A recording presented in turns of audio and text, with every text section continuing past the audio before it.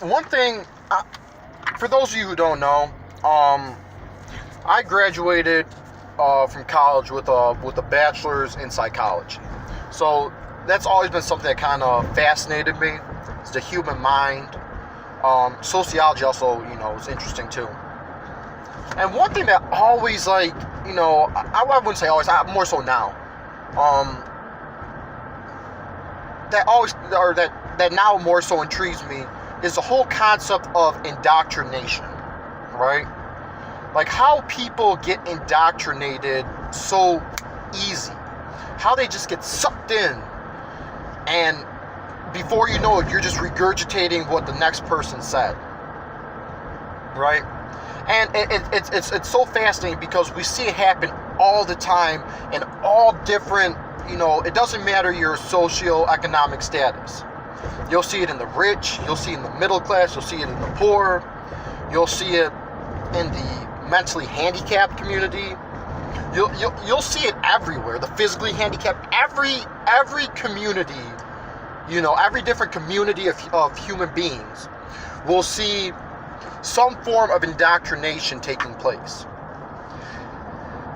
or some sort of, there's a leader, right? There's a set leader, and they completely influence everyone below them. And I kind of just wonder, how are humans so easily indoctrinated, especially to believe a lie, or to believe something that's detrimental to them? And I think it ultimately comes down to this.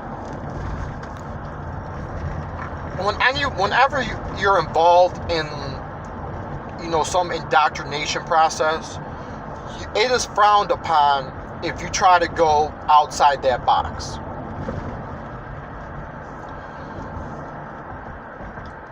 Whatever group, whether or not you want to admit it, you're in a group, all right? Unless you're just a hermit living by yourself, you are a part of some sort of group of some sort, all right? And as soon as you start questioning the group dynamic, you'll notice a lot of people start to get uncomfortable and then start to criticize you. Be like, hey, what are you doing? Why are you getting out of our box? You need to come back in. You need to be with us so we don't feel alone. So we can feel comfortable stuck in this box that we chose to put ourselves in. Right? And a lot of people, when that happens, they'll get scared. They want to go back to what's comfortable, what they're used to. And when they're so close to, getting out of the bucket, or getting out of the box, or whatever analogy you want to use, they'll just go back into it and then kind of just be like, yeah, I guess I was tripping. Because the power of a group is, there's power in numbers. There's influence in numbers. Right? No, I just pulled up at the house. But like I said, there's power in numbers and everything, and when you try to break out a group dynamic, everyone wants to hold you back.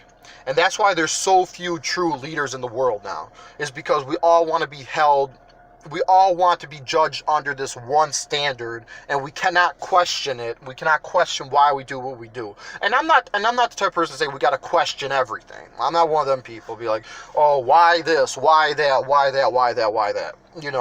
I think there's certain things. There's certain things that just kind of go without saying. And that's more so a moral code type issue. But I guess ultimately what I'm trying to say in this whole video is I don't even know where I was kind of going with this. Yeah, I gotta edit this. To edit this, usually I do this stuff in one take, but this is kind of a lot. And but I was talking about breaking outside the box, and then people start to criticize you. My bad. I got distracted. But ultimately, you're programmed at birth, or from birth, you're programmed to fit into this certain box, right? And to have these and this is why I so strongly believe morality is based off Judeo-Christian values. Is when you have a divine figurehead, all right, and they're the standard of morality, that doesn't change, all right. But when you have man or humanism as secular humanism as the center, meaning man's the source of all, of everything, of all good and all that, then you have a morality that's constantly shifting. I had a discussion in my comment section once, talking about, well, humans can just come up with their own morality or own values unless you're a sociopath. And then I'm like, well, who are you to say so-and-so's a sociopath? Just because a group dynamic thinks it's right? Did you ever read Lord of the Flies? I mean, they had a group dynamic and they thought it was okay to kill two of those kids. You see people when they're put in situations in a group dynamic, they do some very evil stuff. When it comes to survival or whatever, where's morality then? Because humans cannot be the ultimate source of morality. Because we change. Think about it. Ask your parents what they thought about homosexuality. They probably, or your grandparents especially, they're probably like, oh, that would never happen. It would never be accepted. Now it's accepted without question. Or whatever value, that's changed over the years, you can insert it. But things change. People's ideas change, but God does not change, right? So when you're under this humanism, you're essentially getting indoctrinated to believe what's acceptable at that time, instead of what the universal standard is of a divine being, right? And I know this video is kind of going all over the place, but ultimately,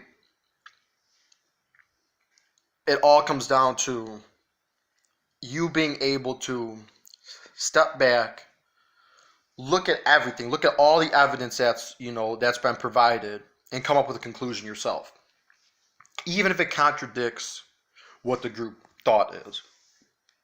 Last thing, I remember I was in a psychology class once, and there was a video, and you had 4 people. They had to answer these questions. It was like a game show type setting or whatever.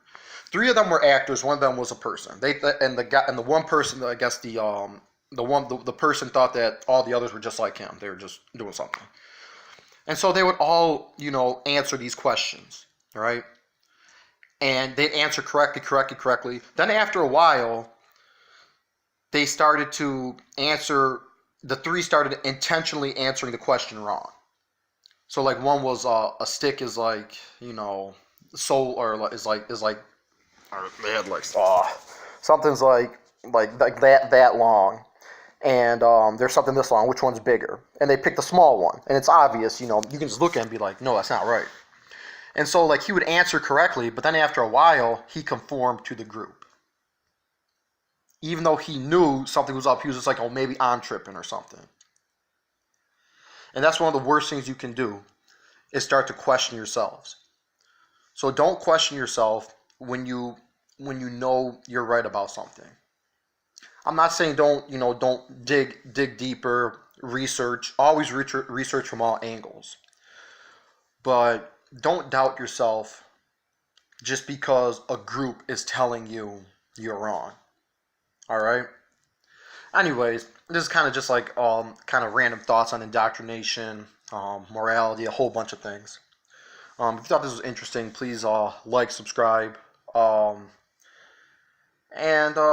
that's all I really got. Just, I don't know where this came from. It was kind of random. So, they be like that sometimes. Stay blessed.